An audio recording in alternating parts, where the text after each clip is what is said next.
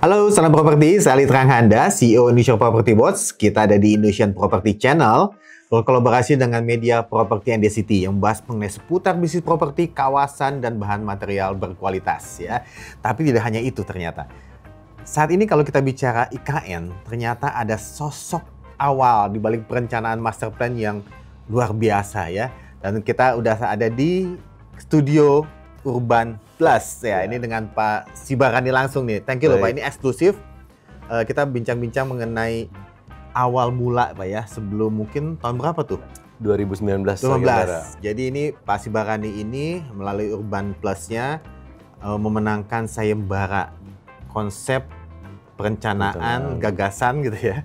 IKN ya.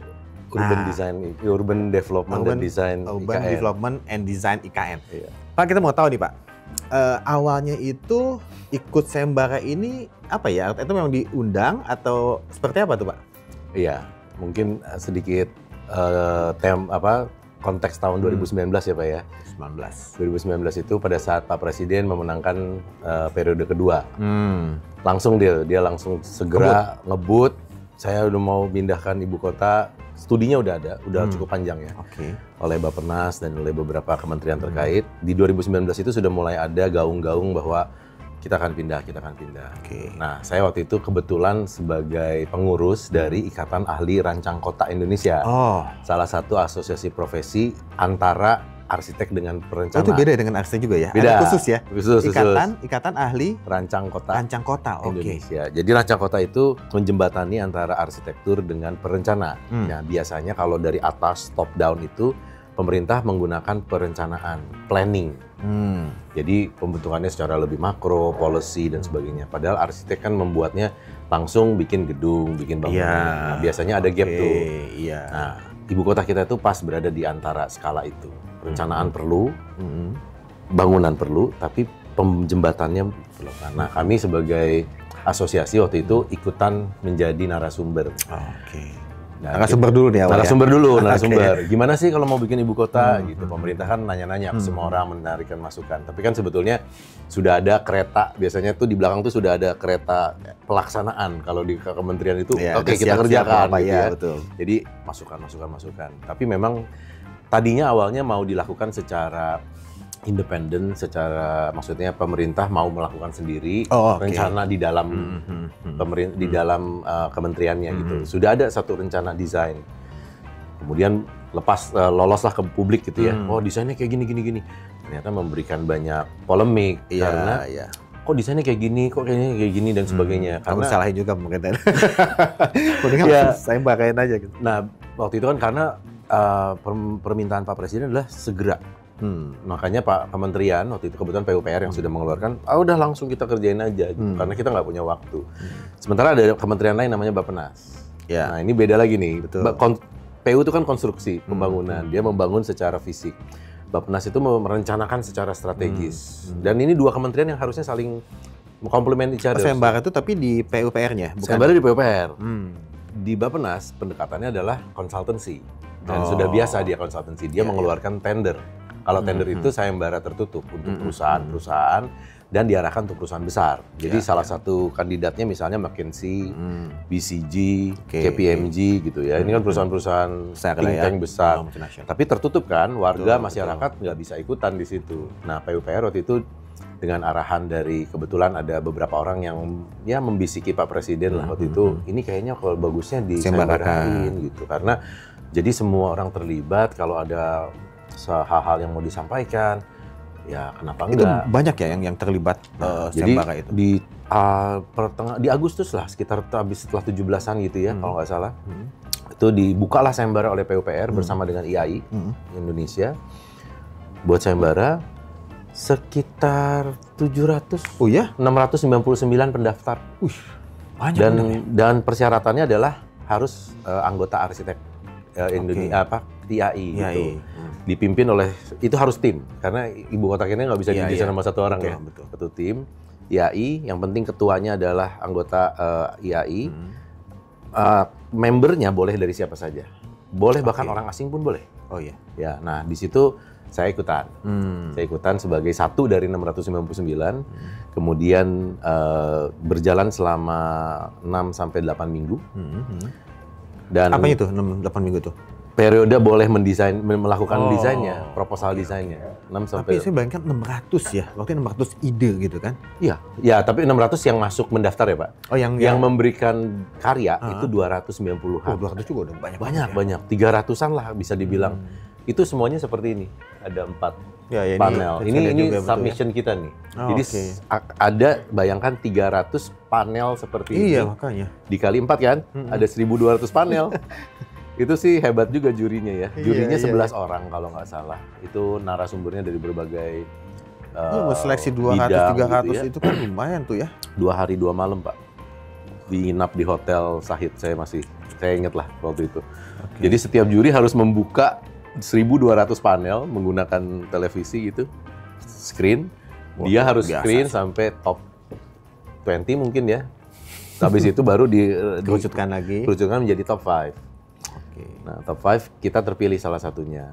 Di dalam top 5 itu kita presentasi ke Pak Presiden. Nah, ini kan tadi namanya apa? Negara Rimba Nusa. Negara Rimba Nusa ya. Ya itu konsep kita lah. Nah, konsepnya bisa jelasin Pak itu apa ya? Kan mungkin dijelasin juga dengan konsep awal ini dan kemudian existing itu ada progress itu apa masih inline nggak dengan konsep Pacibarene dulu nih?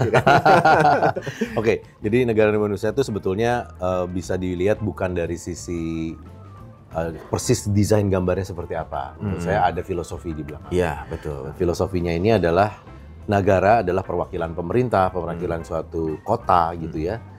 Rimba yang ada di hutan.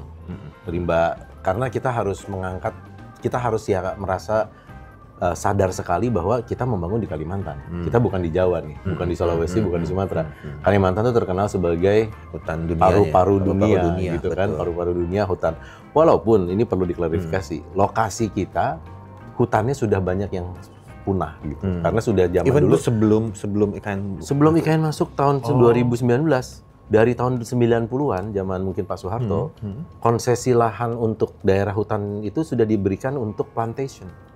Jadi ini hutan produksi, monoculture. Gitu. Tapi tentunya citra Kalimantan sebagai paru-paru dunia tetap harus kita angkat. Artinya tugas kita membawa kembali hutannya. Jadi hutan kedua. Terakhir adalah Nusa. Nusa itu kepulauan. Itu setengahnya memberikan kita ciri khas keindonesiaan kita. Bahwa kita bangsa yang kepulauan. Konsep kita pun kebetulan ada yang namanya Island of Development. Nanti kita bisa jelaskan. Ide itu secara makro atau secara umum masih bertahan. Karena kan itu ada konsepsi, adalah suatu prinsip-prinsip gitu ya. Prinsipnya masih bertahan. Hanya memang lokasinya, karena waktu kami memilih pertama kali itu, Nusa itu kan memberikan juga karakter selain kepulauan. Karakter bahwa Nusa pasti ada air. Itu maritim. Karena negara kita waktu itu kan memang kita digaungkan sebagai kita harus kembali ke poros maritim kita. Jadi alangkah baiknya kalau kota itu dibuat dekat dengan laut.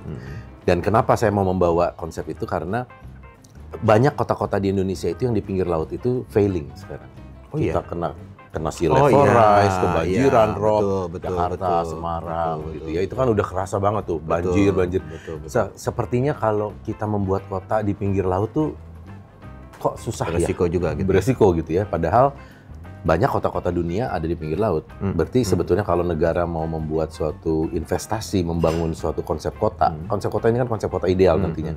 Alangkah baiknya kalau kita arahkan bagaimana caranya bikin kota di tepi laut yang tangguh, yang bagus, yang keren, yang konsepnya bagus. Nah, tapi sayangnya kan kebetulan daerah kami itu dianggap tidak cocok karena selain dekat dengan laut dengan resikonya, di situ ada sabuk mangrove, Pak. Jadi kita ambil lokasi dekat Teluk Balikpapan. Kalau mangrove-nya bukan bagus ya? Mangrove-nya sebetulnya secara aturan tidak boleh dibangun.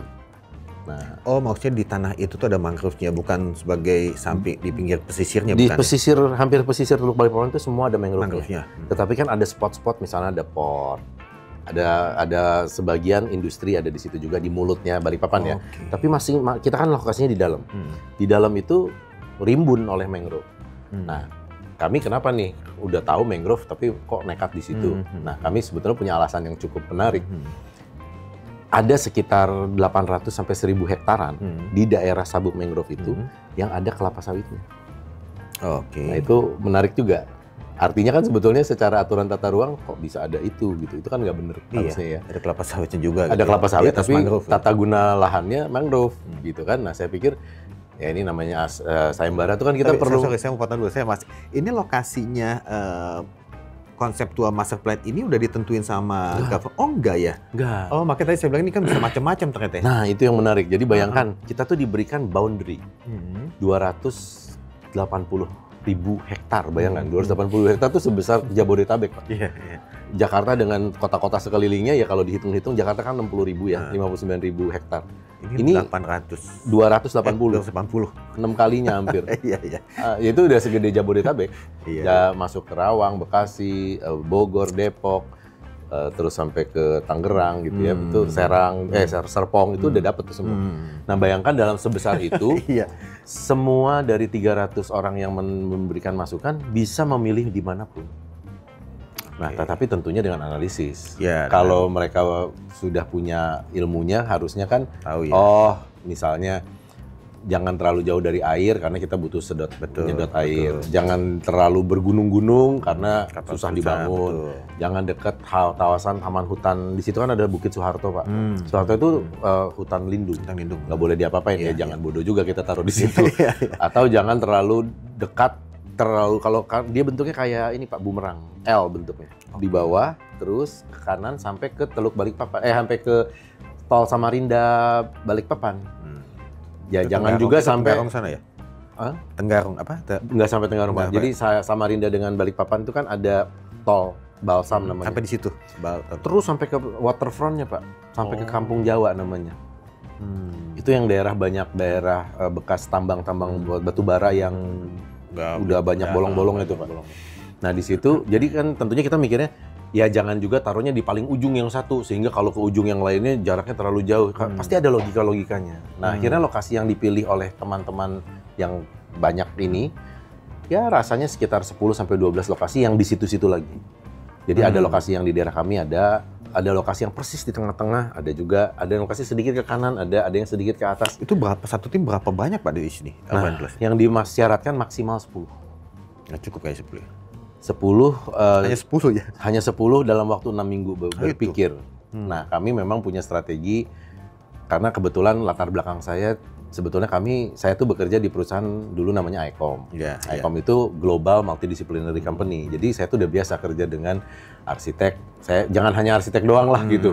Ada orang sipilnya, ada orang real estate-nya, ada orang lingkungannya, ada orang infrastrukturnya, ada orang smart city-nya.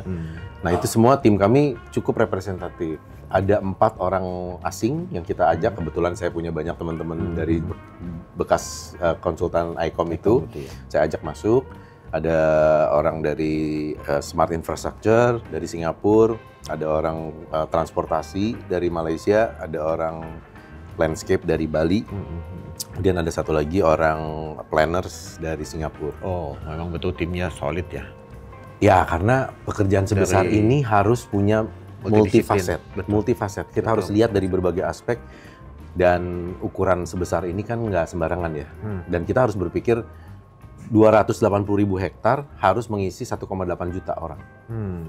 Itu bentuk kotanya seperti apa, kita harus punya konsep. Iya, tadi saya lihat ini konsepnya kan nih rimba hutan, green sustainability seperti itu ya. Jadi pasti ada greennya, harus ada smartnya juga. Nah, tapi kalau kita lihat saat ini, yang tadi ini konsepnya memang ada perubahan kah gitu kan? Karena kalau kita lihat ini kan memang greennya ada ya, tapi kita lihat juga nih ada lebih ke agak futuristik mungkin, agak sedikit ya dari tenaga listrik segala macam. Itu memang dulunya ada nggak atau memang ada ya? Jadi waktu tornya diberikan, kita ada 3 yang pilar yang diarahkan oleh sayembara yang merupakan pilar dari Pak Presiden. Satu, dia harus Indonesian centric. Jadi harus nasionalisme kita terbentuk. Seperti kalau Amerika tuh punya Washington DC, Canberra punya, Australia punya Canberra. Identitas bangsa negaranya harus ada di situ. Kemudian yang kedua, sustainability. Keberkelanjutan baik dari sisi ekonomi, lingkungan, dan budaya. Jadi sustainable lah. Ini green development harus ada di sini. Yang ketiga, nah ini, it has to be a smart city of the future.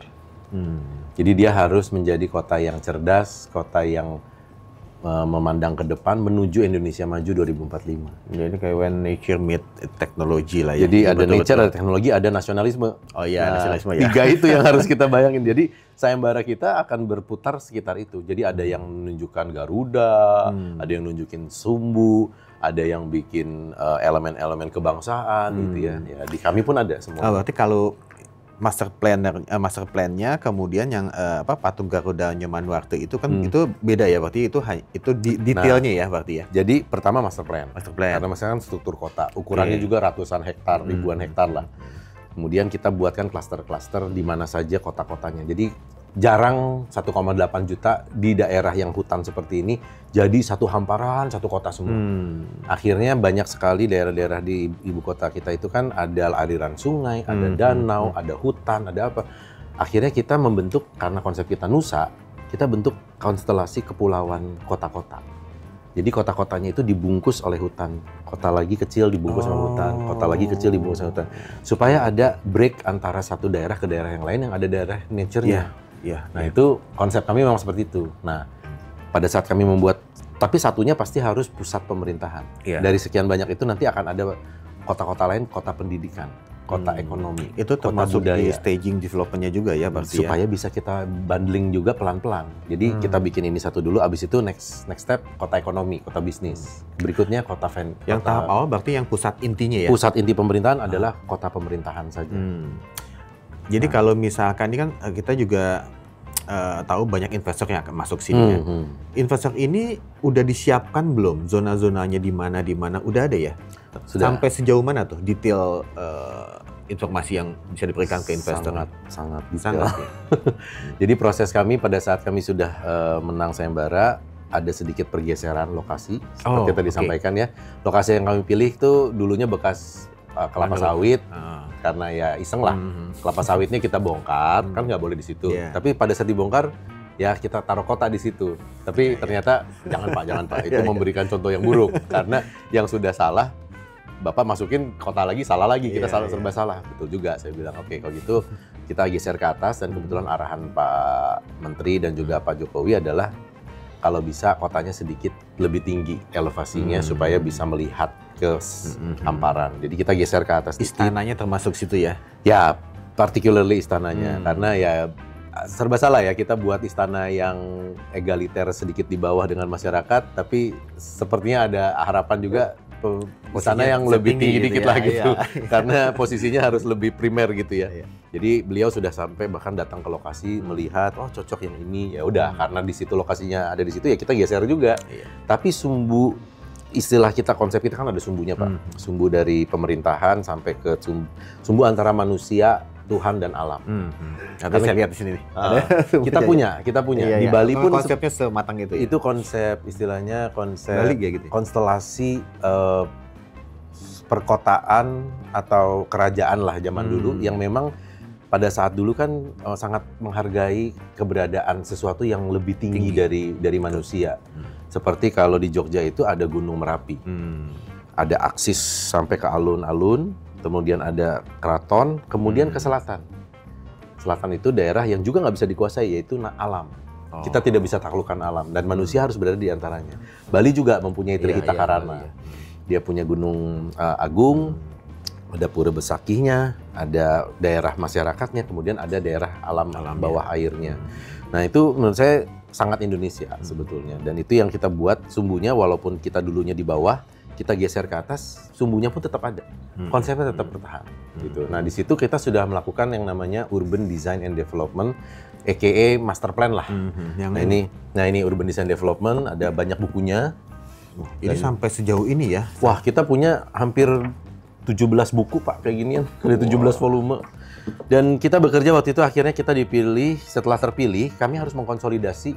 Kan ada 3 pemenang nih, pemenang 1, pemenang 2, pemenang 3. Yang kedua namanya Infinite City. Yang ketiga adalah Kota Sejuta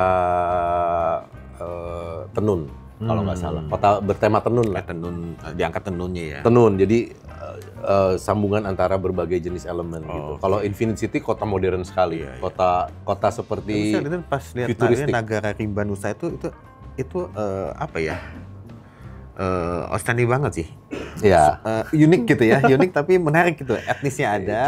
Kita perlu ini sesuatu yang Indonesia banget. Kalau Nagara Rimba Nusa hampir semua orang pasti bisa mau dari Sabang sampai Merauke.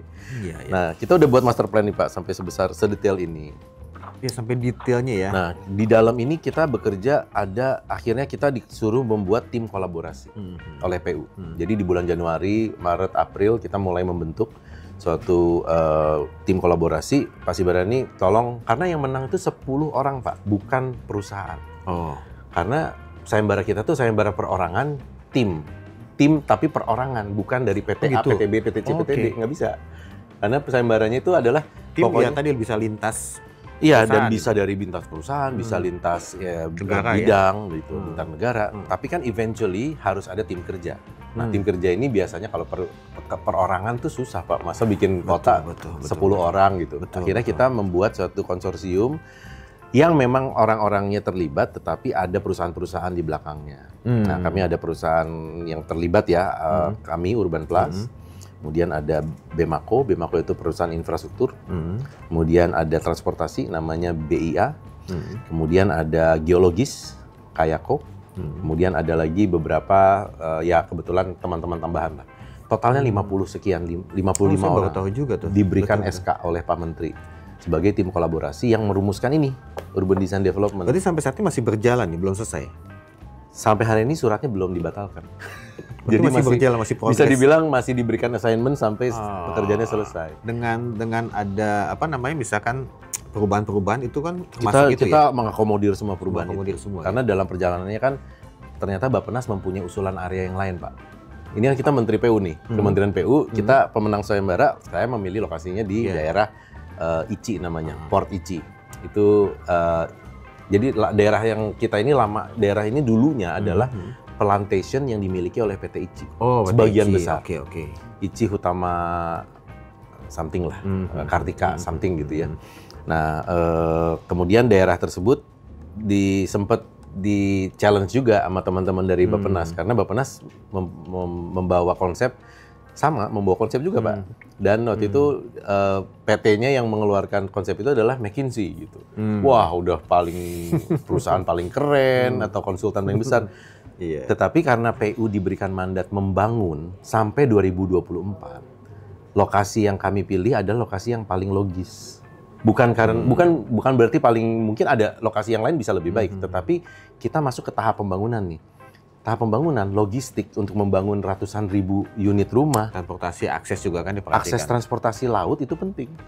Jadi karena barang-barang tontonan laut ya, batu, baja itu kan kalau datang lewat darat, kasihan Pak. Kampungnya itu sepanjang lewatin itu isinya truk semua nanti. Dan bolak-balik dan jaraknya lebih jauh. Kalau naik darat kita kalau darat kita 2,5 jam dari Balikpapan. Kalau laut, kemarin saya naik speedboatnya Angkatan Laut 45 menit Pak. Kalau ngebut ya, tapi di daerah itu kan nggak boleh ngebut ya, 1 jam setengah. Ya, 1 jam setengah kalau kapal tongkang. Dan sepanjang sehari itu pun sebetulnya di lokasi itu kan harus memotong pohon Pak. Kan lokasi kita pohon-pohonnya bukan pohon hutan kan, saya udah bilang ini pohon kertas. Pohon kertas yang setiap 3-5 tahun dipanen. Betul. Dan pada saat dipanen itu tontonan Pak. Tingginya sampai 30 meter itu pohon tumpukan batang-batang pohon tipis-tipis. Itu juga kadang-kadang ada isu kan tadi lingkungan segala macam, ternyata enggak ya sebetulnya. Ya sebetulnya bisa dibilang kita datang di daerah yang sudah terambah. Jadi pada saat mereka dipotong, makanya kadang-kadang ada foto ini nih IKN membabat hutan. Bukan IKN datang aja, emang udah dibabat kok. Dan setiap 3 tahun sekali sudah dipotong. Dan memang harus dipotong. Nanti dia tumbuh lagi, potong tumbuh lagi. Tapi dia sudah sangat monoculture sekali. Jadi keberagaman biodiversity-nya sudah habis. Jadi karena lokasi kita dekat dengan akses logistik, itulah yang dipilih. Jadi ada pragmatisme juga di situ. Jadi nggak berarti secara ideal sebetulnya secara faktor ada di sini, tapi kan karena PU itu membawa dimensi pragmatis ya. Saya harus bangun Pak. Dalam waktu 2020 siap merencanakan, 2024 harus jadi 4 tahun. kota dibangun dalam 4 tahun gitu. Gimana nih caranya? Berarti mau nggak mau kita harus cari yang benar-benar landnya clean and clear. Tidak boleh dekat dengan terlalu banyak lahan yang mempunyai potensi dispute ya atau sengketa antara pemilik lahan dan sebagainya. Jadi kita cari. Sebelumnya itu lahan-lahannya lahan siapa tuh berarti? Jadi lahan yang kami Plantation pilih, satu itu plantation. Iya. Dan sisanya adalah lahan-lahan garapan masyarakat, tetapi penduduknya sangat rendah. Jadi bukan beda ya antara lahan masyarakat tapi diduduki di huni. Itu namanya desa atau kampung. Betul. Di daerah sekitar utara kita itu ada desa Sepaku namanya. Nah itu isinya sekitar beberapa puluh ribu kakak. Nah itu kalau kita taruh lokasi ibu kota kita terlalu dekat dengan itu, wah itu pasti ribut sama masyarakat. Betul. Karena masyarakat terganggu juga gitu. Nah kami sengaja agak geser ke kiri bawah, di mana tanahnya itu hamparan PT ICI yang clean and clear. Karena itu milik negara yang akan selesai HPH-nya di 2028. Jadi bahkan bisa kita minta lebih pagi. Jadi batasannya itu wilayahnya apa aja ya? Batasan yang IKN ini? IKN ini 280 ribu hektar itu 2 kabupaten. Kabupaten Pasir Penajam Utara dan Kabupaten Kutai Kertanegara. 2 kabupaten itu. Di utara ada, jadi kalau dilihat di sini kan bentuknya L nih Pak, sebesar ini. Nah, yang ke arah atas itu Kutai Kertanegara, sisi selatan itu adalah Penajam. Pasir Penajam. Pusat pemerintahan kita adanya di Pasir Penajam. Kita memilihnya di situ. Oke. Jadi, nah dari situ kita akhirnya berdiskusi, kita pindah lokasi, kemudian sudah tahu lokasinya sedikit lebih baik, diskusi juga dengan Bappenas untuk berargumentasi, ya mana nih yang harus dipilih, karena dari sisi master plan Bappenas kami arahinnya ke sini. Tapi kalau memang PU mengarahkan ke sana, silahkan disampaikan ke Pak Presiden. Jadi Pak Presiden yang menentukan waktu itu. Ya sudah di sini saja. Ya ini luar biasa nih, bisa sampai berjam-jam nih kita kalau bicara ya. Kita tadi sampai fokus tuh ini. Banyak wawasan yang tadi atau informasi yang mungkin belum tersampaikan juga, yang belum terekspos di publik ya. Jadi makanya ini saya makasih banget nih Pak Sibarani bisa mengeksplor tadi informasi yang penting gitu ya, untuk ini memotivasi juga ya para arsitek untuk terlibat juga ya, para investor juga, karena ini ternyata udah dipersiapkan sedetail ini loh gitu ya. Betul. Jadi investor itu investor sudah ada lokasinya Pak. Nah itu lokasinya udah ada ya. Jadi di pusat, banyak investor juga bilang saya ini belum ada Pak. Ternyata saya lihat wah ini udah ada loh, udah lengkap loh. Jadi gitu. di kota yang pertama kita namanya kota pemerintahan. Cita-citanya tuh jangan sampai jadi kota yang sepi hanya isinya ASN doang. Jadi kita mau gabungkan sebagian, nggak semua ya. Mayoritas memang pemerintahan karena tugasnya pemerintah ada di situ. Tapi kita campur dengan pusat-pusat campuran juga. Itu ada pusat untuk bisnis, walaupun kota bisnis nanti ada yang besarnya 2.000 hektar. Itu segede BSD lagi tuh Pak nanti. Ada lagi BSD satunya yang 2.000-4.000 hektar isinya bisnis semua. Supaya interaksi sosial juga terjadi. Tapi kan karena lahannya kalau ngegebrak sekali 12.000 hektar kan developer nggak akan kuat gitu. Ya development sangat sulit. Jadi kita bikin kota utama, kota pemerintahan yang kita gabung dengan kota-kota umumnya, yaitu masyarakat umum pun boleh masuk. Swasta boleh masuk ke situ. Kita buatkan bahkan konsep TOD-nya. Di situ ada transit. Jadi udah kan nanti siapkan, jadi yang mau lahan sini silahkan gitu kan. Ada konsep TOD-nya, kemudian ada juga untuk pendukung dari pemerintahan itu kan ada pendidikan, ada bisnis. Makanya kita pernah dengar juga misalnya ada mall nanti masuk ke IKN. Mallnya dari salah satu, ada hotel juga, investor sudah mulai masuk.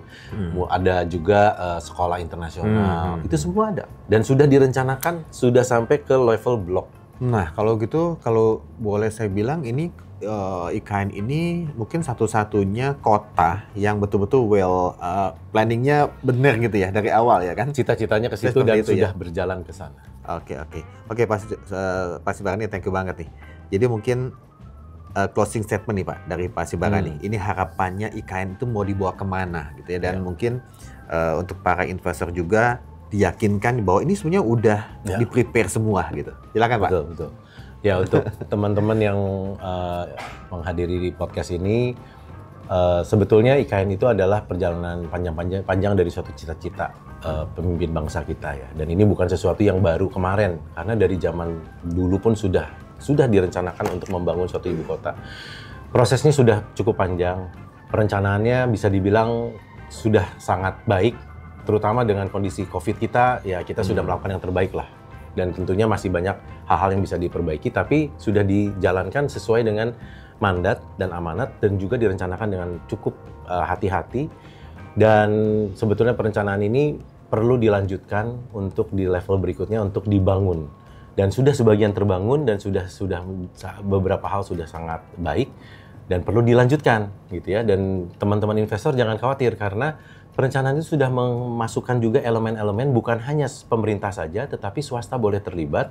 Lahan-lahan investasi sudah ada, sudah dibuat bahkan panduannya. Panduannya berarti seperti rencana seperti ini gitu ya, yang dimana istilahnya tinggal datang, diskusi, ngobrol, mau yang seperti apa, mau itu misalnya komersial atau mau mall atau mau hotel, kita sudah siapkan semuanya. Jadi mari yuk kita dukung program pemerintah kita untuk mencapai suatu ibu kota kita yang kita cita-citakan dan moga-moga menjadi model percontohan untuk kota-kota lainnya di Indonesia. Ya, terima kasih Pak Sibarani. Ini thank you banget, informasinya luar biasa. Kita banyak dapat insight ya, dapat masukan juga, informasi juga. Tentunya tadi Pak Sibarani bilang untuk para investor ini penting juga.